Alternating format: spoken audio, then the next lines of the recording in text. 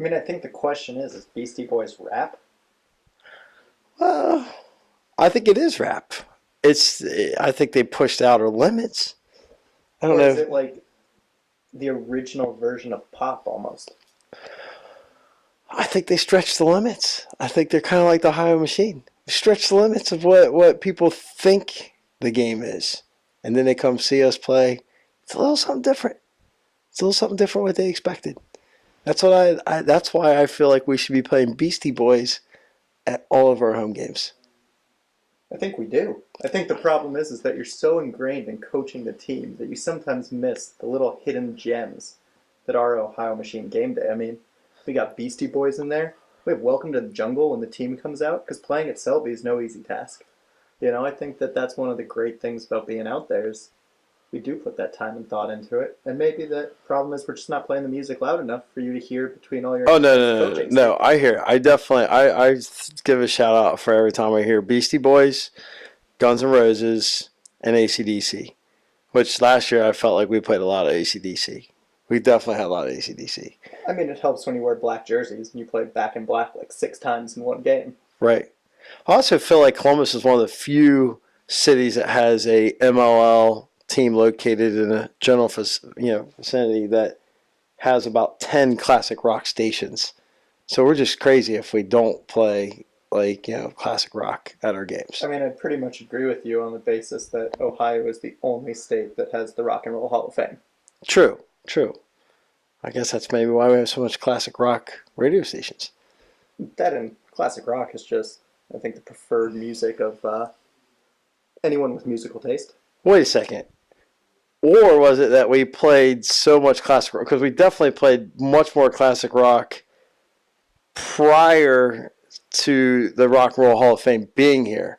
Maybe they selected Ohio because of the high volume of classic rock that we play. I'm still new to Ohio, so I can't speak to that, and I can't speak to the machine being more original than the Rock and Roll Hall of Fame. But I wouldn't go out of line to say that the machine are definitely a reason why the Rock and Roll Hall of Fame has stayed in Ohio. We got some rock stars. There's no doubt about it. So I guess to wrap up this conversation of nonsense about this, I think what we're saying is that we definitely have rhyme and reason to our warm-up music. Absolutely. And once we started really focusing on rock, we didn't lose a home game the rest of the season. True, true. Not to mention the fact that when we went out on the field in Rochester, the first game, they welcomed us to Welcome to the Jungle, which... We beat them, and then they did not the second game. Yeah. So, I mean, they probably didn't know. Maybe someone told them that you just can't play this kind of rock and roll. It gets the machine... Yeah, I think that person was Fine. you. Oh. You turned to them and said, hey, you can't play rock when we show up. We're going to beat you. So with that, I think we segue. We say welcome to the jungle that is the Nuts and Bold Podcast, Episode 10. I'm your host, Noah Scharfman, joined for the first time in office, front office that is, by our newly appointed, not so newly appointed, it's somewhat recent, Vice President and still head coach, the man, the myth, the legend, Bear Davis.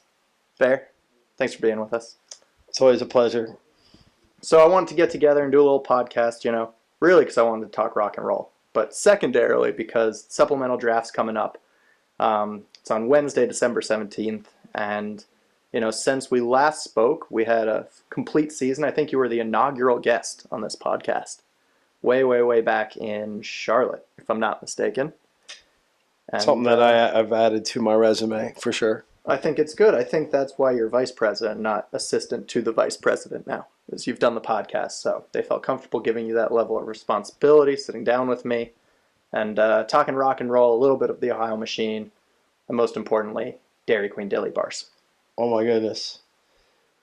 Handmade from what I heard from Mr. Todd. So I'm pretty excited about that. I'm pretty excited about that as well.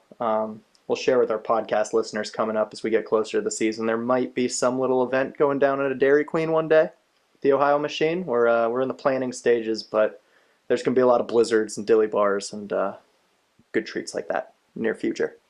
I don't think there's such thing as bad treats when you're mentioning the Todd's, Dairy Queen, and a special event. I mean, if you have to put up and listen to us on a podcast while eating those treats, though, that could be a bad treat. Could be. So let's jump right into it. Last season, 2014, made the playoffs, led the league in scoring. It's also your first season to see that through from start to finish.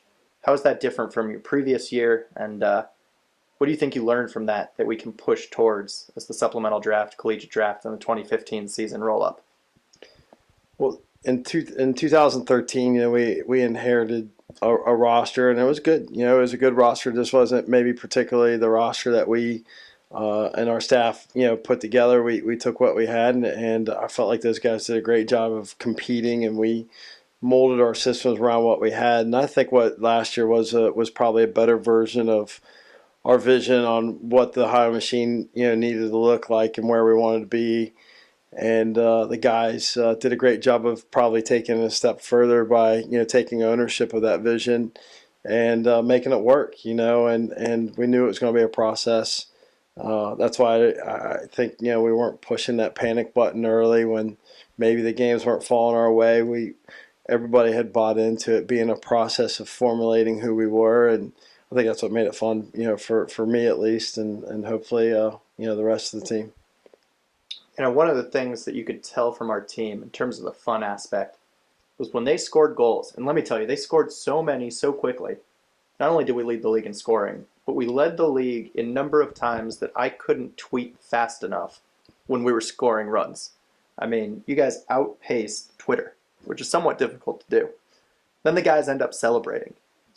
Do we have a team that is single-handedly the best group of goal celebrators in the league? I've broken that down on film a little bit, here and there. And I'd say some guys stick to their same celebration, which, that's fine. It's kind of a go-to, but I have to say, I really appreciate the guys that mix it up. Also, I think our guys do a really good job of not overdoing it. I mean, you want the fans to get into it. You want the team to feel the energy. But then there's also a disrespect factor. And I think our guys have a good balance of, celebration to all those other factors. I'd agree with that. I'd add one more thing on the celebration side, is I've never seen a team so excited for when the other guy scores. I think you look at Marcus Holman and the pictures we have of him, he could have a whole album on Facebook of Marcus Holman's goal celebration pictures. And the tough part is knowing which one Marcus scored and which one Marcus is just so happy one of his other teammates scored in. Well, there's always that you always hear guys say, well, I'm happy, it doesn't matter who scores type thing. And that could be lip service at times. Our guys' reaction, you can tell that they feel like they really feel like happy for the guy. And also, I think just they all feel like they had a hand in it at some level. And most of our guys, when we score goals, do, whether it's the quick outlet by the goalie or the clearing process of breaking down numbers coming down, or the communication, or someone drew the whole defense on one side of the field to open up the guy that scored the goal. And we talk a lot about that, how it's just got to be unselfish, and we all have a hand in those goals because it's so hard to score goals in this league.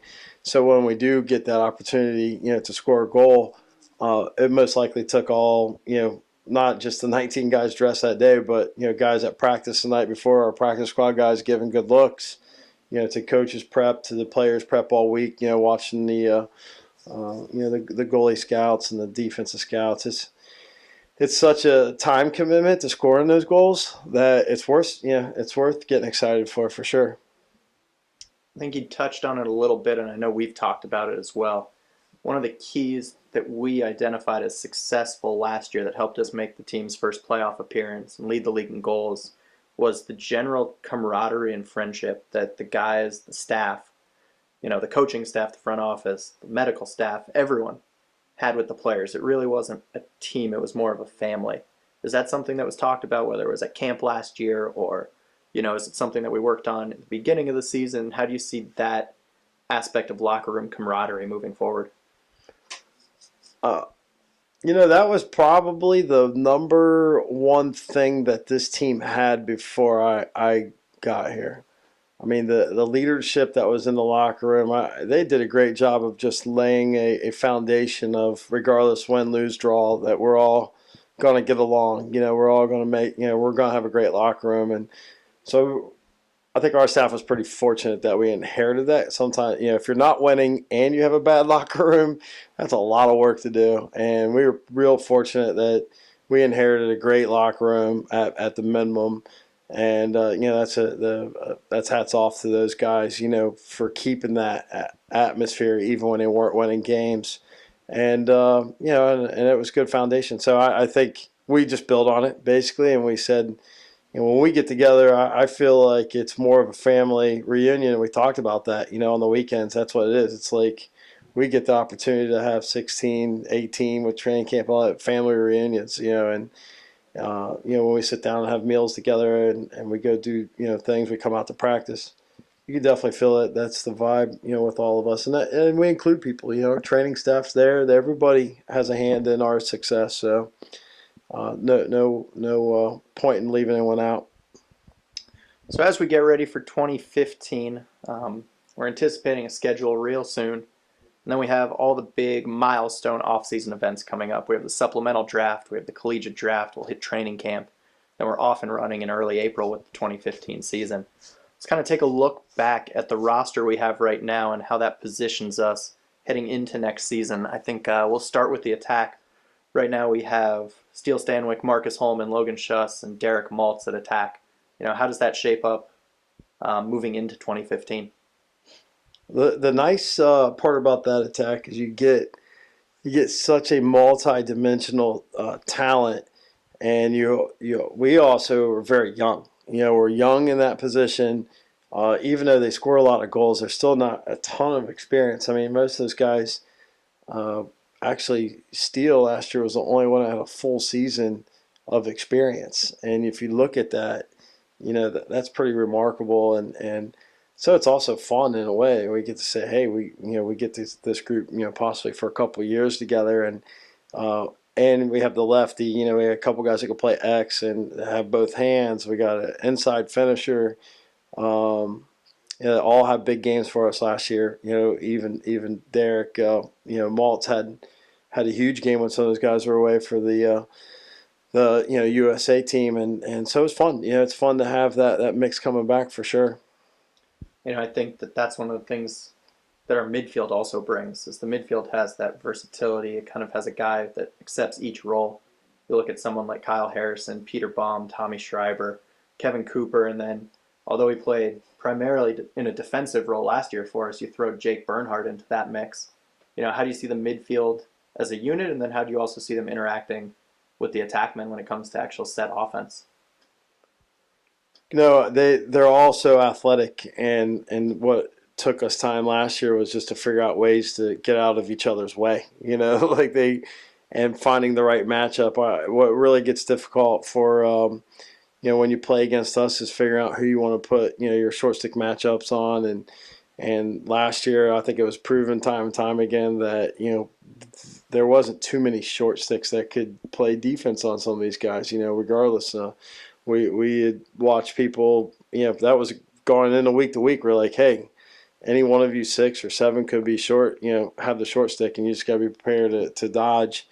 And, I felt like people tried to short Steele, they tried to short Logan, they tried to, and each one of those guys did a great job of, making teams pay and recognizing, matchups. And it's just such an athletic, fun group, and smart, and willing to take the ball when they need to and share it when they have to, and that whole dynamic and youth. Kyle's by far the oldest guy in that group, and the guy still trains like a madman, still runs with all those guys, and great leadership. So it's a nice balance.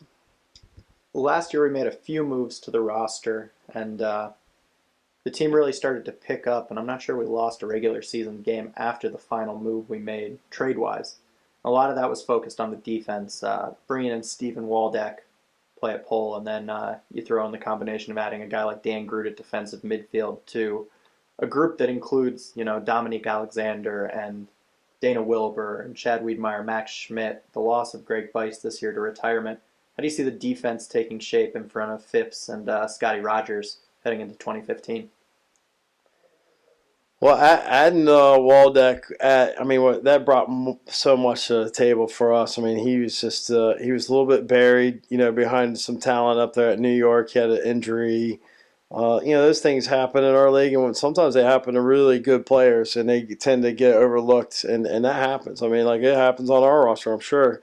And sometimes those guys just need to be given another chance with another team, and to have Waldeck come in, I think he had a little chip on his shoulder, wanted to prove himself, and we kind of figured that would be the case. Also helped that he had a former high school teammate on our roster, and Scotty Rogers, which always helps a guy jump in the mix a little bit, feel comfortable right away, and feel like one of the guys. And I think it took him about 5 minutes to feel like he was at home with our team and with our guys, because again, our guys do a great job of that. But I mean, that and a Long Island guy knows how to get greasy. yeah, I mean, if there's one thing that he brought his own grease. I mean, he didn't even wait. He was oiled up on the plane.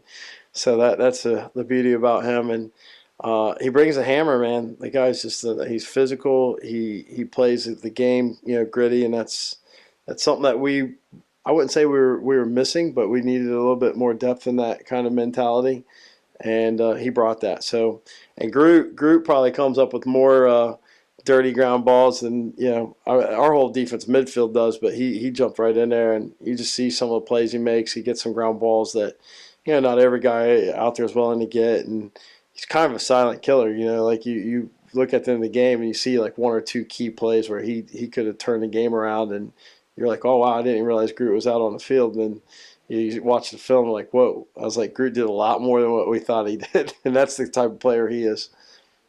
So we're heading into the supplemental draft. By the time this will be up, it's only going to be about a day away. Last year we had a pretty successful supplemental draft when you look at guys like adding a Dana Wilbur in the second round, who ended up being our defensive player of the year. Bobby Datillo we added in the sixth round, I think. He finished third in the league in face-off percentage. And then you even go back to our first supplemental draft. You had a guy like Eric O'Brien, franchise leader in games played, leader in face-off attempts, leader in face-off wins. How important is the supplemental draft to accomplishing what we want on the field through building of the roster? Our mentality going into the draft is if we can get two guys that are just strong all year long contributors and can really make our team better. It was a pretty successful draft.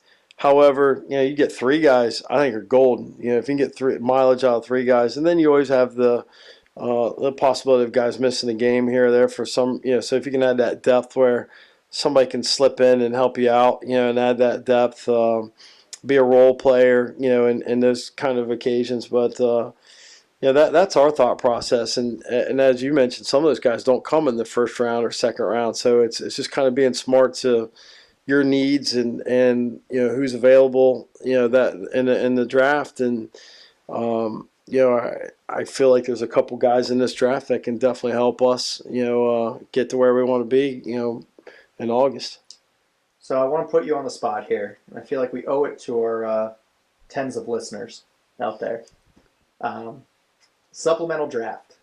Identify 2 or 3 areas where we could look to improve. Maybe not necessarily a pick overall, but just, I think the reason we have the supplemental draft is because no roster is complete. Where do you see us possibly addressing a need? Well, with Greg Bice retiring, that's a natural depth issue right there that we need to look at. I mean, not only do you retire a player, you retire a veteran. You retire experience and Team captain. And a team captain, and so you have to look at on your maybe the guy that we pick up won't have a ton of experience, but he could fill in a young guy role. And one of our current guys, obviously they're a year older, so then they can push into more of the Bice role as far as being a veteran and maybe a team captain. That's the case.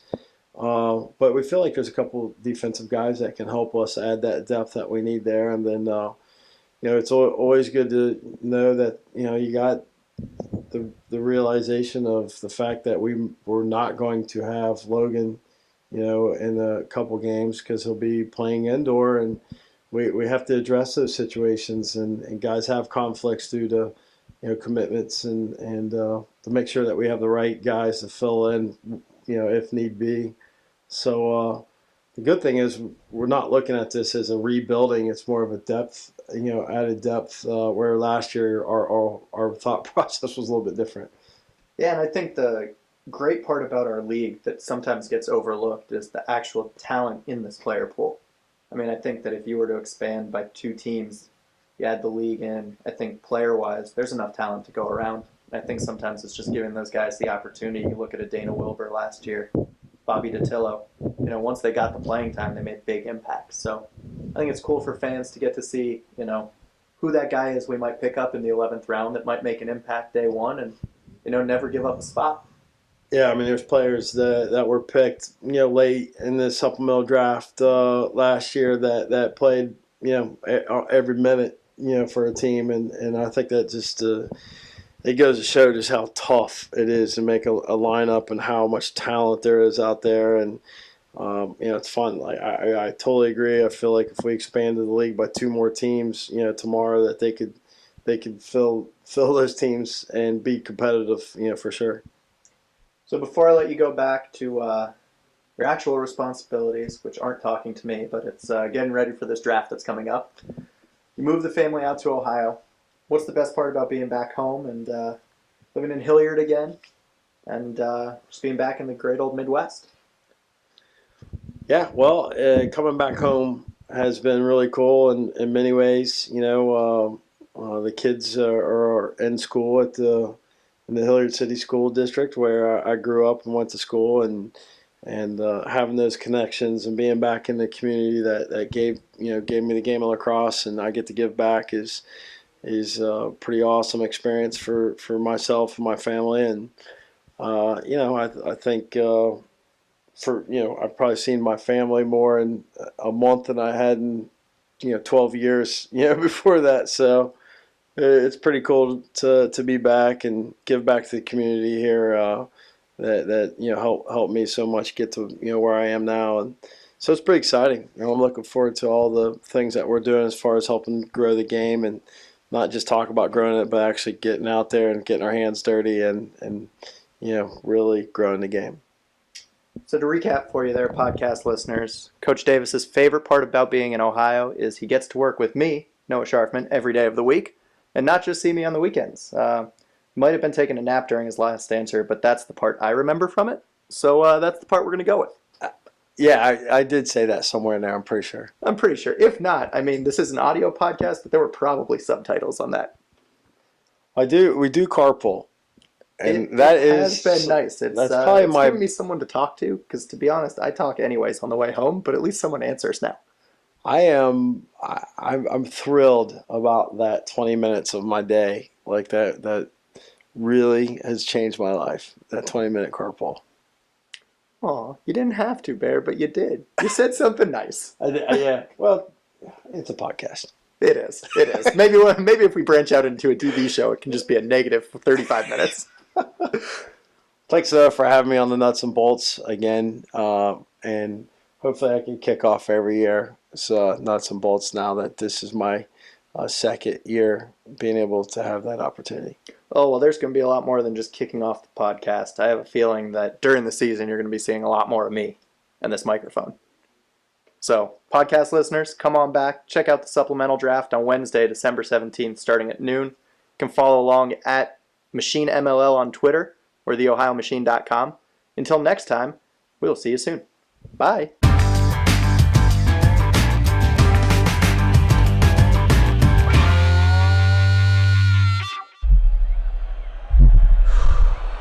Time to oil up. We check athletes from head to toe before the season starts to make sure you don't hit the wall when it matters most. Teaming up with coaches, athletic trainers, and physicians to keep athletes healthy. Helping you avoid injury and recover quickly to keep you in the game.